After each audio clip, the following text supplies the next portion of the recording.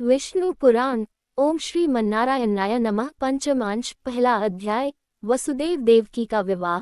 भारपीड़िता पृथ्वी का देवताओं के सहित क्षीर समुद्र पर जाना और भगवान का प्रकट होकर उसे धैर्य बंधाना। कृष्ण अवतार का उपक्रम। श्री मैत्रेय जी बोले, भगवान अपने राजाओं के संपूर्ण वंश का विस्तार तथा उनके चरित्रों का क्रमशः यथावत वर्णन किया। हे ब्रह्मर्षि, यदुकुल में जो भगवान विष्णु के अंशावतार हुआ था, उसे मैं विस्तार पूर्वक यथावत सुनना चाहता हूँ। हे मुने, भगवान पुरुषोत्तम ने अपने अंशांश से पृथ्वी पर अवतीर्ण होकर जो जो कर्म किए थे, उन सब का आप मुझसे वर्णन कीजिए। श्री पराशर जी बोले, हे मैत्रेय, तुमने मुझसे जो पूछा है वह संसार में परम मंगलकारी भगवान विष्णु के अंशावतार का चरित्र सुनो। हे महामुने, पूर्व काल में देव की महाभाग्यशालिनी पुत्री देवी स्वरूपा देवकी के साथ वसुदेव जी का विवाह किया। वसुदेव और देवकी के वैवाहिक संबंध होने के अनंतर विदा होते समय भोजनंदन कंस सारथी बनकर उन दोनों का मांगलिक रथ हाँकने लगा। उसी समय मेघ के समान गंभीर घोष करती हुई आकाशवाणी कंस को ऊंचे स्वर से संबोधन करके यूं, अरे मूर्ख, पति के साथ रथ पर बैठी हुई जिस देवकी को तू लिए जा रहा है, इसका 8वां गर्भ तेरे प्राण हर लेगा। श्री पराशर जी बोले, यह सुनते ही महाबली कंस म्यान से खड्ग निकालकर देवकी को मां के लिए उद्यत हुआ। तब वासुदेव जी यूं कहने लगे, हे महाभाग, हे अंग, आप देवकी का वध न करें, मैं इसके गर्भ से उत्पन्न हुए सभी बालक आपको सौंप दूंगा। श्री पराशर जी बोले, हे द्विजोत्तम, तब सत्य के गौरव से कंस ने वसुदेव जी से, बहुत अच्छा, कह देवकी का वध नहीं किया। इसी समय अत्यंत भार से पीड़ित होकर पृथ्वी गौ का रूप धारण कर सुमेरु पर्वत पर देवताओं के दल में गई। वहां उसने ब्रह्मा जी के सहित समस्त देवताओं को प्रणाम कर खेद पूर्वक करुण स्वर से बोलती हुए अपना सारा वृतांत कहा। पृथ्वी बोली, जिस प्रकार अग्नि सवर्ण का तथा सूर्य गो किरण समूह का परम गुरु है, उसी प्रकार समस्त लोकों के गुरु श्री नारायण मेरे गुरु है। वे प्रजापतियों के पति और पूर्वजों के पूर्वज ब्रह्मा जी हैं तथा वे ही कला, काष्ठा, निमेष आदि के रूप में प्रतीत होने वाला अव्यक्त स्वरूप है। हे देवश्रेष्ठ गण, आप सब लोगों का समूह भी उन्हों का अंश स्वरूप है। आदित्य, मरुदन, साध्यगण, रुद्र, वसु, अश्विनी कुमार, अग्नि, पितृगण और लोकों की सृष्टि करने वाले अत्रि आदि प्रजापतिगण, ये सब प्रमेय महात्मा विष्णु के ही रूप है। यक्ष, राक्षस, दैत्य, पिशाच, सर्प, दानव, गंधर्व और अप्सरा आदि भी महात्मा विष्णु के ही रूप है। ग्रह, नक्षत्र तथा तारागणों से चित्रित आकाश, अग्नि, जल, वायु, मैं और इंद्रियों के संपूर्ण विषय, यह सारा जगत विष्णुमय ही है। तथापि उन अनेक रूपधारी विष्णु के ये रूप समुद्री तरंगों के समान रात दिन एक दूसरे के बाध्य बाधक होते रहते हैं। इस समय कालनेमी आदि दैत्य मर्त्यलोक पर अधिकार जमा कर अहनिश जनता को क्लेशित कर रहे हैं। जिस कालनेमी को सामर्थ्यवान भगवान विष्णु ने मारा था, इस समय वही उग्रसेन के महान असुर कंस के रूप में उत्पन्न हुआ है। वरिष्ठ, धेनुक, केशी, प्रलंब, नरक, सुंद, बलि का पुत्र अति भयंकर बानासुर तथा और भी जो महाबलवान दुरात्मा राक्षस राजा उनके घर में उत्पन्न हो गए हैं, उनकी मैं गणना नहीं कर सकती है। दिव्य मूर्तिधारी देवगण, इस समय मेरे ऊपर महाबलवान और गर्वीले दैत्य राजों की अनेक अक्षौहिणी सेनाएं हैं। हे अमरेश्वरों, मैं आप लोगों को यह बतलाए देती हूँ कि अब उनके अत्यंत भारत से पीड़ित होने के कारण मुझ में अपने को धारण करने की भी शक्ति नहीं रह गई है। अतः हे महाभागगण, आप लोग मेरा भार उतारिए, जिससे मैं अत्यंत व्याकुल होकर रसातल को न चली जाऊं। पृथ्वी के इन वाक्यों को सुनकर उसके भार उतारने के विषय में समस्त देवताओं की प्रेरणा से भगवान ब्रह्मा जी ने कहना आरंभ किया। ब्रह्मा जी बोले, हे देवगण, पृथ्वी ने जो कुछ कहा है वह सब सत्य ही है। वास्तव में मैं, शंकर और आप सब लोग नारायण स्वरूप ही है। उनकी जो जो विभूतियां हैं, उनकी परस्पर न्यूनता और अधिकता हो बाध्य तथा बाधक रूप से रहा करती है। इसलिए आओ, अब हम लोग क्षीरसागर के पवित्र तट पर चलें और वहां श्रीहरि की आराधना करके यह संपूर्ण वृतांत उनसे निवेदन कर दे। वे विश्वरूप सर्वात्मा सर्वथा संसार के हित के लिए ही अपने शुद्ध सत्वोश से अवतीर्ण होकर पृथ्वी पर धर्म की स्थापना करते हैं। श्री पराशर जी बोले, ऐसा कहकर देवताओं के सहित पितामह ब्रह्मा जी वहां गए और एकाग्रचित से श्री गरुड़ध्वज भगवान को इस प्रकार स्तुति करने लगे। ब्रह्मा जी बोले, हे वेदवाणी के अगोचर प्रभो, परा और अपरा ये दोनों विद्याएं आप ही है। हे नाथ, वे दोनों आप ही के मूर्त और अमूर्त रूप हैं। हे अत्यंत सूक्ष्म, हे विराट स्वरूप, हे सर्वज्ञ शब्द ब्रह्म और परब्रह्म, ये दोनों आप ब्रह्मय के ही रूप हैं। आप ही ऋग्वेद, यजुर्वेद, सामवेद और अथर्ववेद हैं तथा आप ही शिक्षा, कल्प, निरुक्त, छंद और ज्योतिष शास्त्र है। हे प्रभो, हे अधोक्षज, इतिहास, पुराण, व्याकरण, मीमांसा, न्याय और धर्मशास्त्र, ये भी आप ही है। हे आद्यप्ते, जीवात्मा, परमात्मा, स्थूल सूक्ष्म देह तथा उनका कारण अव्यक्त, इन सब के विचार से युक्त जो अंतरात्मा और परमात्मा के स्वरूप का बोधक वेदांत वाक्य है, वह भी आपसे भिन्न नहीं है। आप अव्यक्त, अनिर्वाच्य, अचित्तय, नाम और वर्ण से रहित, हाथ पांव और रूप, शुद्ध, सनातन और पर से भी पर हैं। आप कर्णहीन होकर भी सुनते हैं, नेत्रहीन होकर देखते हैं, एक होकर भी अनेक रूपों में प्रकट होते हैं, हस्तपाद आदि से रहित होकर भी बड़े वेगशाली, ग्रहण करने वाले हैं तथा सबके अवेद्य होकर भी सबको जानने वाले हैं। हे परमात्मन, जिस धीर पुरुष की बुद्धि आपके श्रेष्ठतम रूप से पृथक कुछ भी नहीं देखती, आपके अनु से भी अनु और दृश्य स्वरूप को देखने वाले उस पुरुष की आत्यंतिक अशान निवृत्ति हो जाती है। आप विश्व के केंद्र और त्रिभुवन के रक्षक हैं। संपूर्ण भूत आप ही में स्थित हैं तथा जो कुछ भूत, भविष्यत और अनु से भी अनु है, वह सब आप प्रकृति से परे एकमात्र परम पुरुष ही हैं। आप ही चार प्रकार का अग्नि होकर संसार को तेज और विभूति दान करते हैं। है अनंत मूर्ते, आपके नेत्र सब ओर हैं। हे धात, आप ही त्रिविक्रमावतार में तीनों लोक में अपने तीन पग रखते हैं। हे ईश, जिस प्रकार एक ही अविकारी अग्नि विकृत होकर नाना प्रकार से प्रज्वलित होता है, उसी प्रकार सर्वगत रूप एक आप ही अनंत रूप धारण कर लेते हैं। जो एकमात्र श्रेष्ठ परम पद है, वह आप ही है। ज्ञान दृष्टि से देखे जाने योग्य आपको ही ज्ञानी पुरुष देखा करते हैं। हे परमात्मन, भूत और भविष्यत जो कुछ स्वरूप है, वह आपसे अतिरिक्त और कुछ भी नहीं है। आप व्यक्त और अव्यक्त स्वरूप हैं, समष्टि और व्यष्टि रूप हैं तथा आप ही सवेज्ञ, सर्वसाक्षी, सर्वशक्तिमान एवं संपूर्ण ज्ञान, बल और ऐश्वर्य से युक्त हैं। आप ह्रास और वृद्धि से रहित, स्वाधीन, अनादि और जितेंद्रिय हैं तथा आप श्रम, तंद्रा, भय, क्रोध और काम आदि से रहित हैं। आप अनिंद्य, अप्राप्य, निराधार और अव्याहत गति हैं। आप सबके स्वामी, अन्य ब्रह्मादि के आश्रय तथा सूर्यादि तेजों के तेज एवं अविनाशी है। आप समस्त आवरण शून्य, असहायों के पालक और संपूर्ण महाविभूतियों के आधार हैं। हे पुरुषोत्तम, आपको नमस्कार है। आप किसी कारण, अकारण अथवा कारणाकारण से शरीर ग्रहण नहीं करते, बल्कि केवल धर्म रक्षा के लिए ही करते हैं।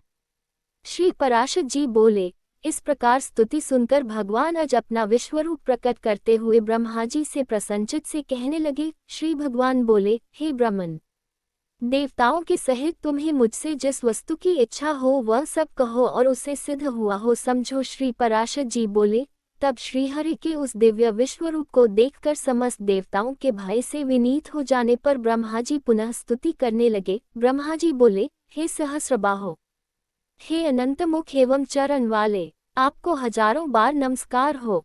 हे जगत की उत्पत्ति, स्थिति और विनाश करने वाले, हे अप्रमेय, आपको बारंबार नमस्कार हो। हे भगवन, आप सूक्ष्म से भी सूक्ष्म, गुरु से भी गुरु और अति बृहत् प्रमाण हैं तथा प्रधान, प्रकृति, महतत्व और अहंकार आदि में प्रधानभूत मूल पुरुष से भी परे हैं। हे भगवन, आप हम पर प्रसन्न होइए। हे देव, इस पृथ्वी पर्वत रूपी मूलबंध इस पर उत्पन्न हुए महान असुरों के उत्पात से शिथिल हो गए हैं।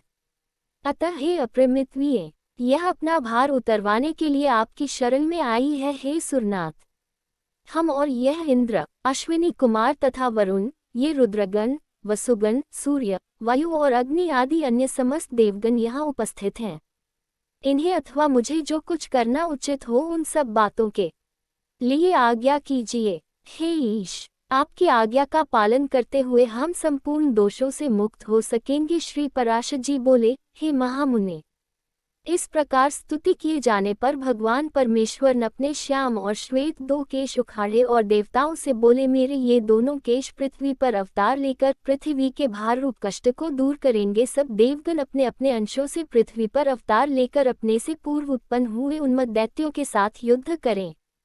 तब मेरे दृष्टिपात से दलित होकर पृथ्वी तल पर संपूर्ण दैत्यगण संदेह क्षीण हो जाएंगे। वसुदेव जी की जो देवी के समान देव की नाम की भार्या है, उसके 8वें गर्भ से मेरा यह श्याम केश अवतार लेगा और इस प्रकार वहां अवतार लेकर यह कालनेमी का अवतार कंस का वध करेगा। ऐसा कहकर श्रीहरि अंतर्धान हो गए हैं। महामुने भगवान के अदृश्य हो जाने पर उन्हें प्रणाम करके देवगण सुमेरु पर्वत पर चले गए और फिर पृथ्वी पर अवतीर्ण हुए। इसी समय भगवान नारद जी ने कंस से आकर कहा कि देवकी के 8वें गर्भ में भगवान धरणीधर जन्म लेंगे। नारद जी से यह समाचार पाकर कंस ने कुपित होकर वसुदेव और देवकी को कारागृह में बंद कर दिया। द्विज वसुदेव जी भी, जैसा कि उन्होंने पहले कह दिया था, अपना प्रत्येक पुत्र कंस को सौंपते रहे। ऐसा सुना जाता है कि ये 6 गर्भ पहले हिरण्यकशिपु के पुत्र थे।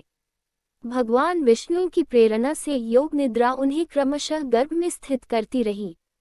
जिस अविद्या रूपिणी से संपूर्ण जगत मोहित हो रहा है, वह योग निद्रा भगवान विष्णु के महामाया है। उससे भगवान श्री हरि ने श्री भगवान बोले, हे निद्रे, जा, मेरी आज्ञा से तू पाताल में स्थित 6 गर्भ को एक एक करके देवकी की कुक्षी में स्थापित कर दे। कंस द्वारा उन सबके मारे जाने पर शेष नामक मेरा अंश अपने अंशांश देवकी के 7वें गर्भ में स्थित होगा। हे देवी, गोकुल में वसुदेव जी की जो रोहिणी नाम की दूसरी भार्या रहती है, उसके उदर में उस 7वें गर्भ को ले जाकर तू इस प्रकार स्थापित कर देना जिससे वह उसी के जठ से उत्पन्न हुए के समान जान पड़े। उसके विषय में संसार यही कहेगा कि कारागार में बंद होने के कारण भोजराज कंस के भय से देवकी का 7वां गर्भ गिर गया। वह श्वेत शैलशिखर के समान वीर पुरुष गर्भ से आकर्षण किए जाने के कारण संसार में संघर्षण नाम से प्रसिद्ध होगा। तदनंतर हे शुभे, देवकी के 8वें गर्भ में मैं स्थित होऊंगा। उस समय तू भी तुरंत ही यशोदा के गर्भ में चली जाना। वर्षा ऋतु में भाद्रपद कृष्णाष्टमी की रात्रि के समय मैं जन्म लूंगा और तू नवमी को उत्पन्न होगी। हे अनिंदिते, उस समय मेरी शक्ति से अपनी मति फिर जाने के कारण वसुदेव जी मुझे तो यशोदा के और तुझे देवकी के शयनगृह में ले जाएंगे। तब हे देवी, कंस तुझे पकड़कर पर्वत शिला पर पटक देगा।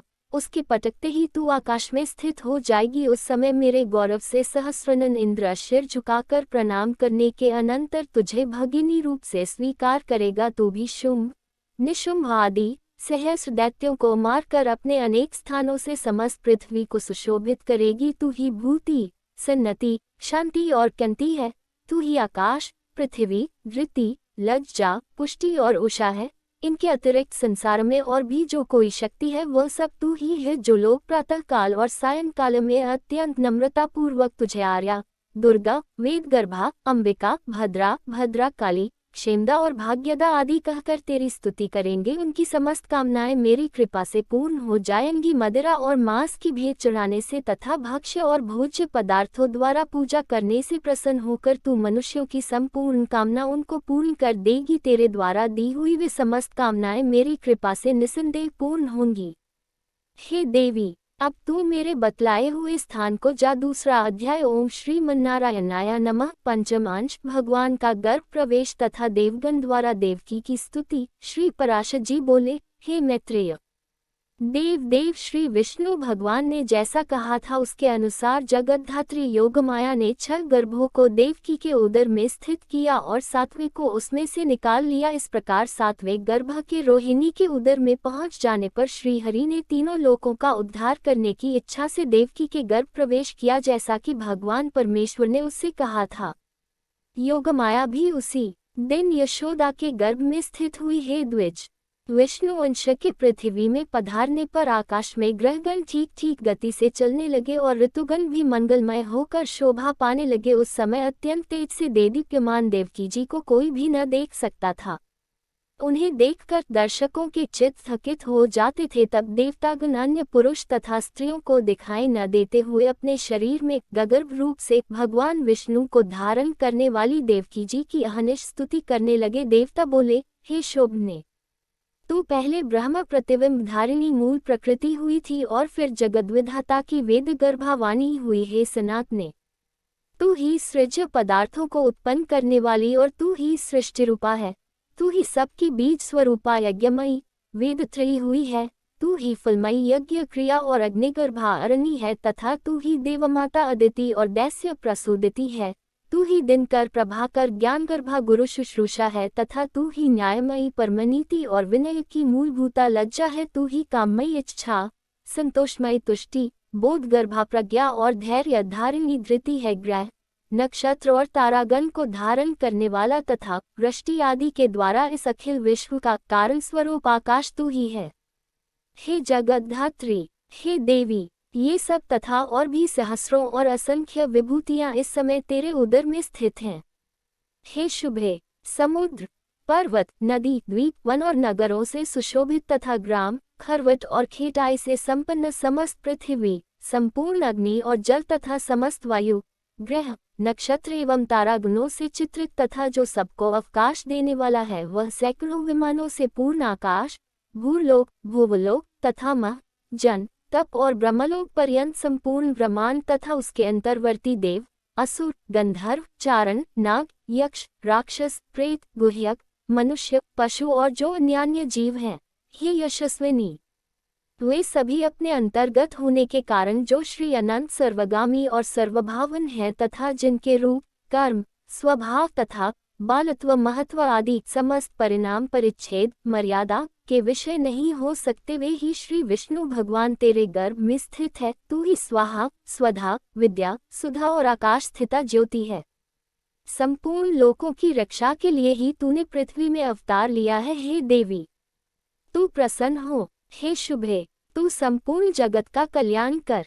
जिसने इस सारे संसार को धारण किया हुआ है, उस प्रभु को तू प्रीतिपूर्वक अपने गर्भ धारण कर। तीसरा अध्याय। ओम श्रीमन्नारायणाय नमः। श्री विष्णु पुराण पंचम अंश। भगवान का आविर्भाव तथा योगमाया द्वारा कंस की वंचना। श्री पराशर जी बोले, हे मैत्रेय, देवताओं से इस प्रकार स्तुति की जाती हुई देवकी जी ने संसार की रक्षा के कारण भगवान पुंडरीकाक्ष को गर्भ में धारण किया। तदनंतर संपूर्ण संसार रूप कमल को विकसित करने के लिए देवकी रूप पूर्व संध्या में महात्मा अच्युता रूप सूर्यदेव का आविर्भाव हुआ। चंद्रमा की चांदनी के समान भगवान का जन्मदिन संपूर्ण जगत को आह्लादित करने वाला हुआ और उस दिन सभी दिशाएं अत्यंत निर्मल हो गईं। श्री जनार्दन के जन्म लेने पर संतजनों को परम संतोष हुआ। प्रचंड वायु शांत हो गया तथा नदियां अत्यंत स्वच्छ हो गया। समुद्रगण अपने घोष से मनोहर बाजे बजाने लगे, गंधर्वराज गान करने लगे और अप्सराएं नाचने लगी। श्री जनार्दन के प्रकट होने पर आकाशगामी देवगण पृथ्वी पर पुष्प बरसाने लगे तथा शांत हुए यज्ञाग्नि फिर प्रज्वलित हो गए। हे द्विज,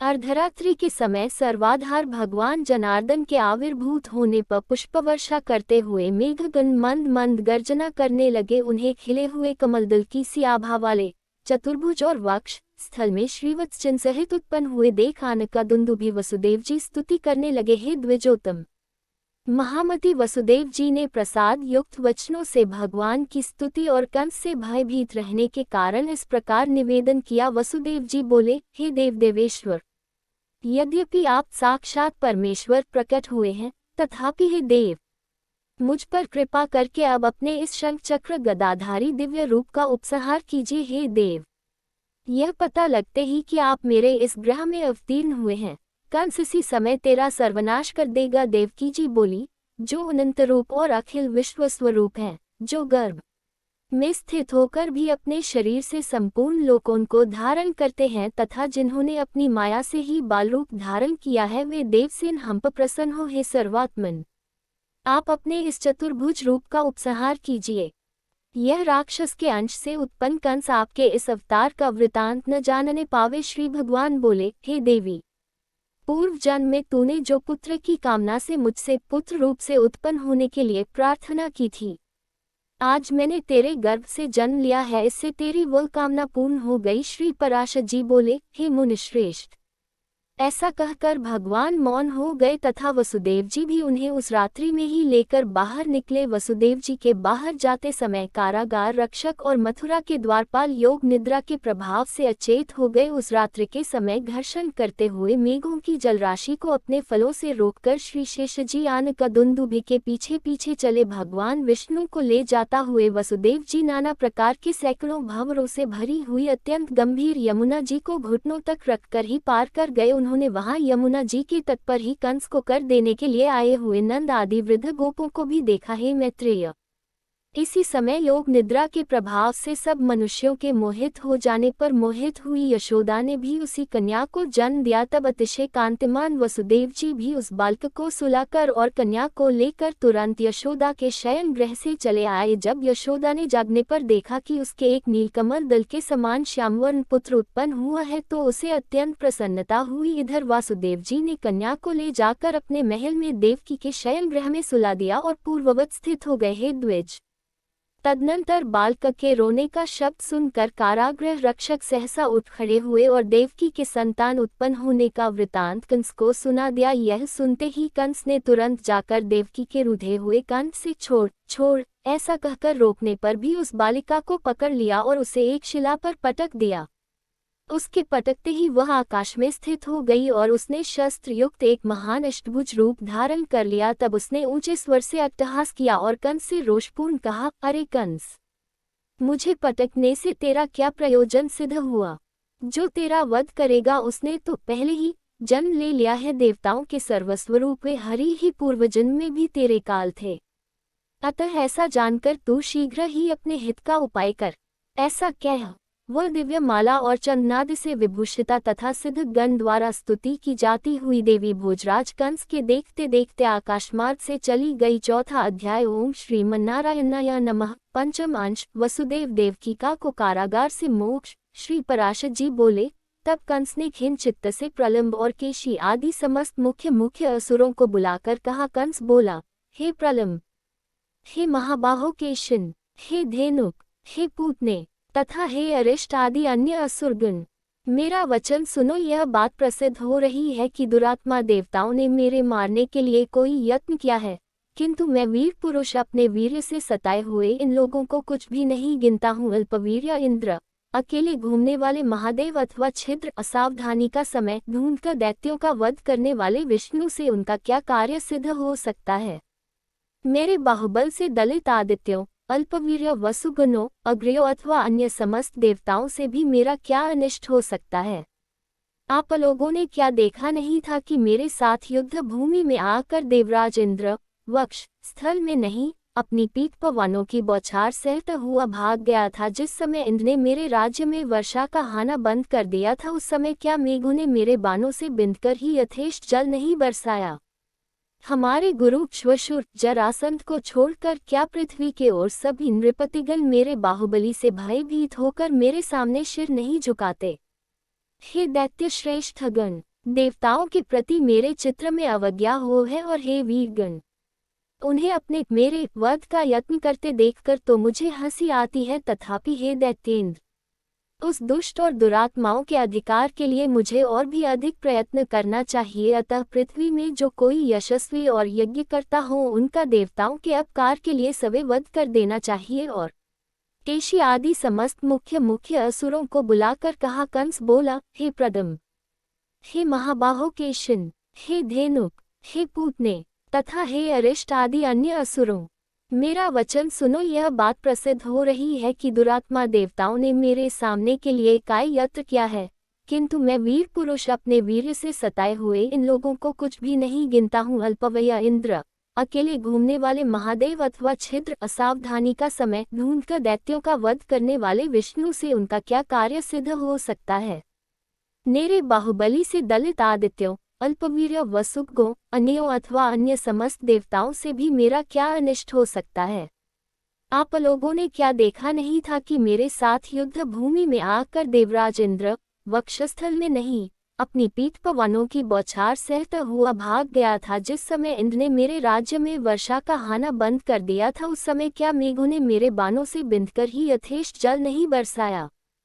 हमारे गुरु श्वशुर जरासंध को छोड़कर क्या पृथ्वी के आरसभा नृपतिगण मेरे बाहुबली से भयभीत होकर मेरे सामने सिर नहीं झुकाते?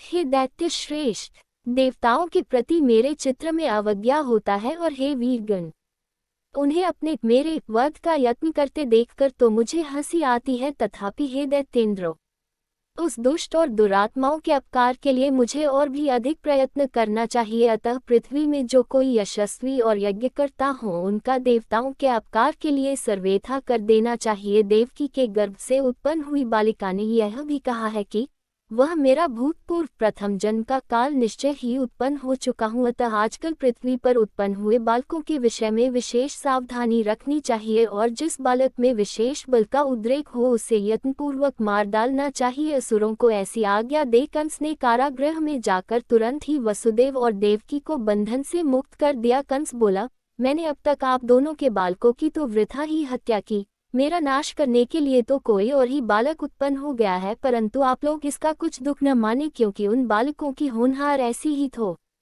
आप लोगों के प्रारब्ध दोष से ही उन बालकों को अपने जीवन से हाथ धोना पड़ा है। श्री पराशर जी बोले, हे द्विज श्रेष्ठ, उन्हें इस प्रकार ढांढस बंधा और बंधन से मुक्त कर कंस ने शंकित चित्र से अपने अंतःपुर में प्रवेश किया। 5वां अध्याय। ओम श्री मन्नारायणाय नमः। पंचम अंश। पूतना वध। श्री पराशर जी बोले, बंदी गृह से छूटते ही वसुदेव जी नंद जी के छकड़े के पास गए तो उन्हें इस समाचार से अत्यंत प्रसन्न देखा कि मेरे पुत्र का जन्म हुआ है। तब वासुदेव ने भी उनसे आदर पूर्वक कहा, अब वृद्धावस्था में भी आपने पुत्र का मुख देख लिया, यह बड़े ही सौभाग्य की बात है। आप लोग जिस लिए यहाँ आए थे वह राजा का सारा वार्षिक कर दे ही चुके हैं।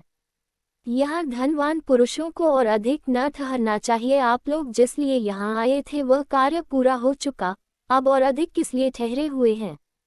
यहाँ देर तक ठहरना दिल नहीं है, अतः हे नंद जी, आप लोग शीघ्र ही अपने गोकुल को जाइए। वहाँ पर रोहिणी से उत्पन्न हुआ जो मेरा पुत्र है उसकी भी आप उसी तरह रक्षा करें जैसे कि अपने इस बालक की। वासुदेव जी के ऐसा कहने पर नंद आदि महाबलवान गोपगण छकड़ों में रखकर लाए हुए भांडों से कर चुकाकर चले गए। उनके गोकुल में रहते समय बालघाती पूतना ने रात्रि के समय सोए हुए कृष्ण को गोद में लेकर उसके मुंह में अपना स्तन दे दिया। रात्रि के समय पूतना जिस जिस बालक के मुख में अपना स्तन दे देती थी उसी का शरीर तत्काल नष्ट हो जाता था। कृष्णचंद्र ने क्रोध पूर्वक उसके स्तन को अपने हाथों से खूब दबाकर पकड़ लिया और उसे उसके प्राणों के सहित पीने लगे। तब स्नायु बंधनों के शिथिल हो जाने से पूतना घोर शब्द करती हुई मरते समय महाभयंकर रूप धारण कर पृथ्वी पर गिर पड़ी। उसके घोर नाद को सुनकर भयभीत हुए व्रजवासी गण जाग उठे और देखा कि कृष्ण पूतना की गोद में है और वह मारी गई है। हे द्विजोत्तम, तब भयभीत माता यशोदा ने कृष्ण को गोद में लेकर उन्हें गौ की पूंछ से झाड़कर बालक का ग्रह दोष निवारण किया। नंदगोप ने भी आगे के वाक्य कहकर विधिपूर्वक रक्षा करते हुए कृष्ण के मस्तक पर गोबर का चूर्ण लगाया। नंदगोप बोले, जिनकी नाभि से प्रकट हुए कमल से